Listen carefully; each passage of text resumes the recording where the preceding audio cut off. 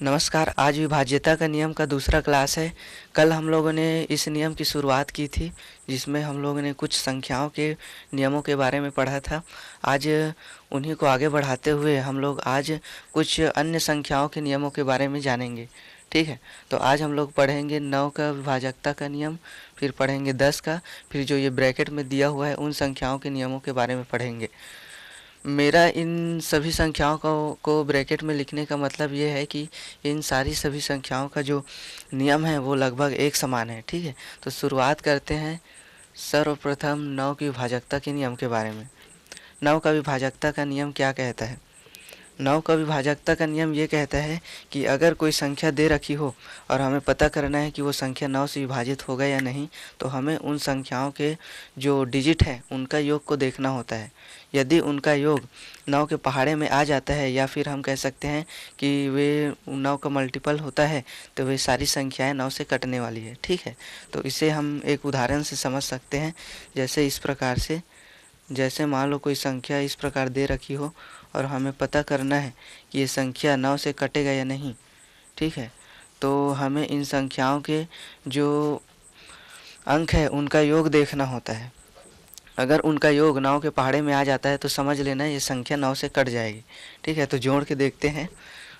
1 और 2 हो गया 3, 3 6 हो गया, 6 और 4 10, 6 16 और 7 हो गया 23 और 2 हो गया 25।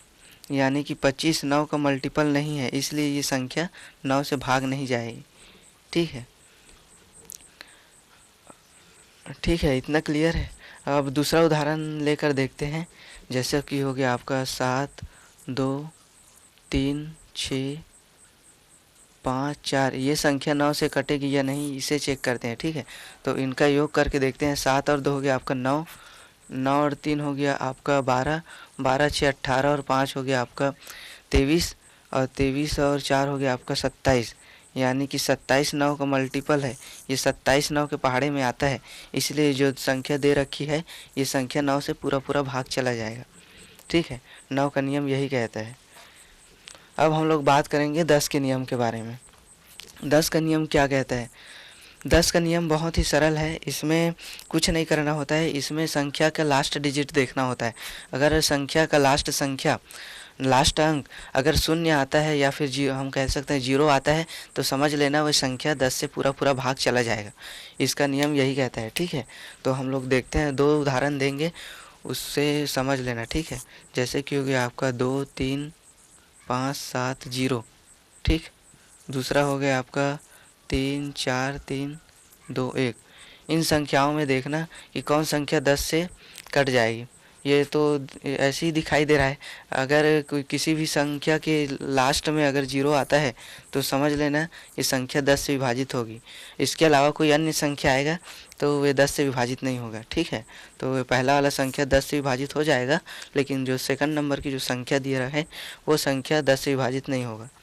ठीक है, 9 का हो गया, 10 का हो गया।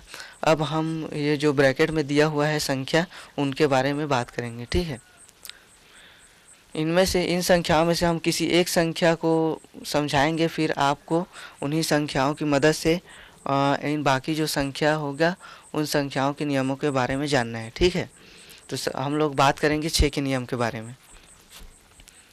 6 का नियम क्या कहता है?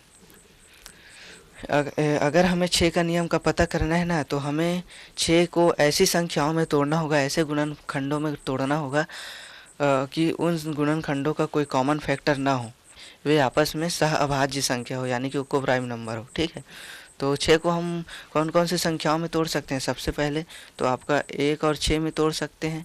ठीक है, फिर हम तोड़ सकते हैं इसे 2 और 3 में। ठीक, उसके बाद हम लोग तोड़ सकते हैं 6 और 1 में। अब इन गुणनखंडों में हमें ऐसे गुणनखंडों को चुनना है जिसका कोई कॉमन फैक्टर ना हो। ठीक है, तो 1 और 6 तो आएगा नहीं, और 6 और 1 भी नहीं आएगा। अब बचेगा क्या? 2 और 3। 2 और 3 को अगर देखोगे ना तो इसमें कोई कॉमन फैक्टर नहीं है, ये आपस में सह अभाज्य संख्या है। ठीक है, इसको तोड़ने का मतलब ये है कि अगर हमें 6 किसी संख्या को 6 से हमें विभाजित करना है, तो हमें पता करना होगा कि वो संख्या 2 से जाता है या नहीं, या फिर 3 से भाग जाएगा या नहीं। अगर वो संख्या 2 और 3 दोनों से विभाजित हो जाता है तो समझ लेना वो संपूर्ण संख्या भी 6 से पूरी विभाजित हो जाएगी। जैसे इसे ऐसे समझ लेते हैं, जैसे कि हो गया आपका हो गया जैसे 28, ठीक है। हमें इसे पता करना है कि ये संख्या 6 से विभाजित होगा या नहीं। अगर ये संख्या 28 जो है दिया हुआ है वो 2 और 3 से विभाजित हो जाता है तो निश्चित रूप से 28 जो है 6 से विभाजित हो जाएगा, ठीक है। तो 2 के बारे में पहले चेक करते हैं कि ये 2 से कटेगा या नहीं। 2 का नियम क्या कहता था कि अगर इकाई का अंक सम संख्या होता है तो वो संख्या 2 से विभाजित हो जाता है, ठीक है। तो इस इकाई अंक में 8 है, ये संख्या 2 से पूरा विभाजित हो जाएगा। अब बारी आती है 3 की, ठीक है। ये संख्या 3 से भाग जाएगा या नहीं। 8 और 2 को जोड़ के देख लो, 8 और 2 कितना होता है 10। 10 3 के पहाड़े में आता है क्या? नहीं आता है, तो इसलिए 28 जो है 3 से नहीं कटेगी। अगर इनमें से कोई भी 2 और 3 में अगर कोई भी संख्या से नहीं कटती है तो संख्या 6 से भी भाग नहीं जाता है। तो ये संख्या 3 से नहीं कट रही है तो ये संख्या 6 से भाग नहीं जाएगा, ठीक है। अगर इसी की जगह आपका 27 होता, ठीक है, अगर 27 होता पर भी ये 6 से भाग नहीं जाता। क्यों?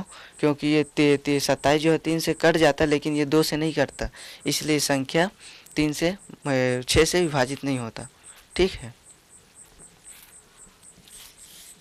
इसी प्रकार 12 का नियम भी है। 12 के नियम के लिए हम क्या करते हैं, ये टूटता है 4 और 3 में, ठीक है। उसी प्रकार ये 14 के लिए नियम होता है, ये टूटता है 7 और 2 में, और 15 टूटता है आपका 5 और 3 में, और 18 टूटता है आपका 9 और 2 में, ठीक है। उसी प्रकार जो 21 टूटता है वो टूटता है आपका 7 और 3 में, और 22 टूटता है आपका 11 और 2 में। उसी प्रकार जो 24 टूटता है वो टूटता है आपका 8 और 3 में, ठीक है। इन संख्याओं को अगर ध्यान से देखो तो आपस में ये सभी के सभी ये को प्राइम है, यानी कि इनका कोई दूसरा कॉमन फैक्टर नहीं होता है, ठीक है। इन सभी संख्याओं का कॉमन फैक्टर नहीं है। ये जिस प्रकार की ये संख्या, जिस प्रकार हम 6 की विभाजकता का पता करते हैं उसी प्रकार इन संख्याओं विभाजकता का पता चलता है, ठीक है।